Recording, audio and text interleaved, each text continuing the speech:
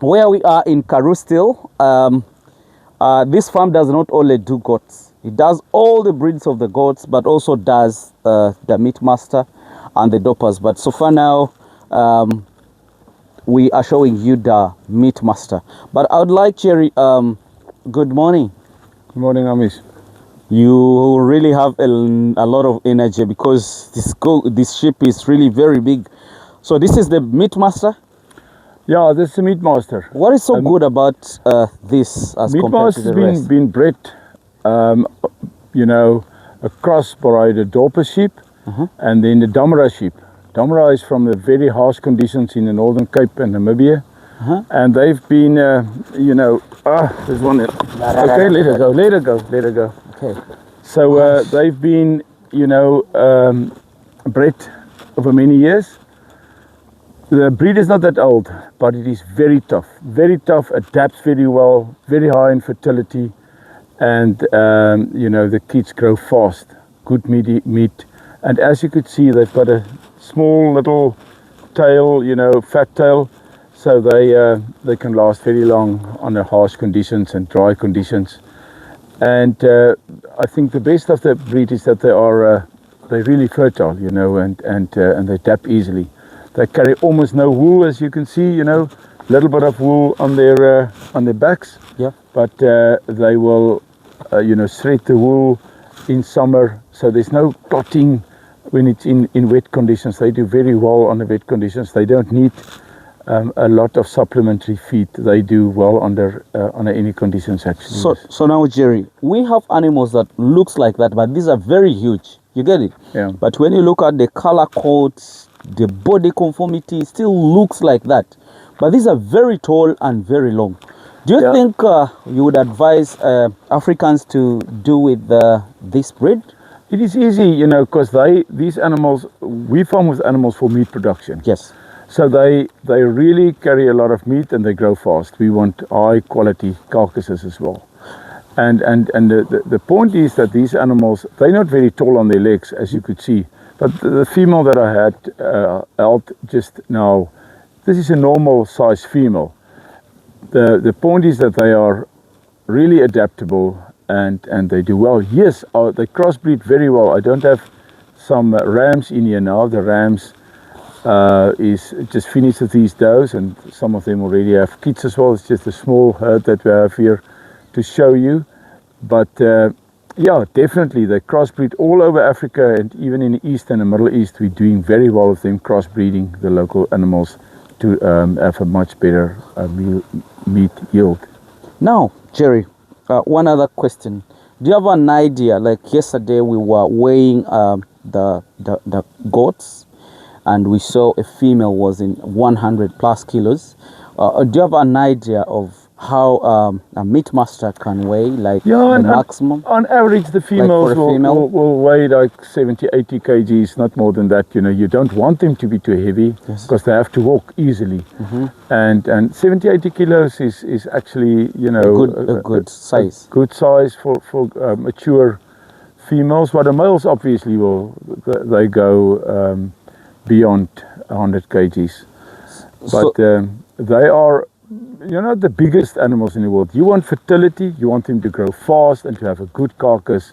And obviously what they also have, and that comes from the Damara, they have a real good herd instinct. You will see that they're always in a small herd or in a herd, and there's no males here. But even when when a dog or a jackal or whatever, any predator will come close, they will herd and they will protect one another. Oh, they're excellent. This is all from the Damara. The Damara is, known to be very protective to her kids and to her family members, sort of the herd. You understand? So, is this what these guys are feeding on, or you do even other experiments? No, they get no, supplementary feed. This is what they feed on. We had it was very dry. We had rain last week. Yeah. But it was extremely dry, and you can see the condition of the animals. They are still in very good condition. Sometimes we think that your animals don't need to eat, and they just. And you can see they love the sun. The shrubs and stuff that they get here. So, what would you advise us between the two? Because everybody in our countries, not only in Uganda, they think about of the dopers. I don't know whether the doper is just on their mouth. What do you think of the doper and this? What would be the best as compared to... Look, I'm not here to compare the doper and the meat master. We are also doper breeders. Okay. So it is not as if I want to compare it. I know that, you know, this is anyway as it is 50% doper and 50% damara. But it's a fact that the fertility of these animals are very high, and that they adapt very well in all conditions. You know, they don't have wool, they don't carry wool. As you can see, they're almost completely it's just a hair, and there's no real wool to talk of. So they adapt much easier in your hot and humid conditions than many other breeds. Now, Jerry, on this, do you also have auctions for this kind of animals? We do. We do not show them at all. They are extensively fed and they live in the field as you see them here. But they are pretty much, you know, we have auctions. Definitely, we have this an auction like in the next week here, close to us. For a sheep? So for the sheep, yes. Yeah. We auction them as we do with the goats, but they do not get prepared, you know, and trimmed and whatever before an auction. We sell them as they are from the field, and that is what you see. We believe in farming them extensively from the field, and they should take care of themselves. Wow. And they do very well.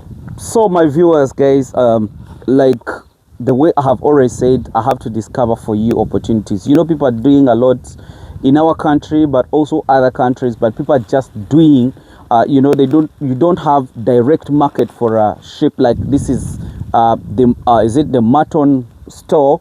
You always hide it in goats. But like for you people who always have opportunities, guys, it's really very beautiful that if we go into I decided to push goats. That's why I forward goats all the time. But there is a lot more in other things like sheep and everything. So he told me, Hamis, you can as well do sheep. I took some doper, I took some meat master, but still in the consignment that is coming, we are going also to bring more of them. You get it? And even other, I also see, Jerry, the white sheep. White doper. White doper, yes. White doper. The doper is just the one. It's the one of the black head, and the white one is just you know, pure white. There's, you know, really no big difference. No difference actually. Yeah. It's just a color. Dopers, yeah, color. Oh, so that's an opportunity that you guys we can have. Me, I decided to push goats, but still now, since I'm now stabilizing with goats, not really very well, but at least I'm somewhere. So we are also going to start pushing the sheep, because here in these countries and Arab countries, they really do a lot of sheep, by the way. But for us, we do not understand it. So there is a lot of opportunities. These are grazers. They graze just like cows, and the other ones are browsers. So if you have the two projects done on the same land, those guys don't compete, because one loves to eat from up and the other loves to eat from the ground.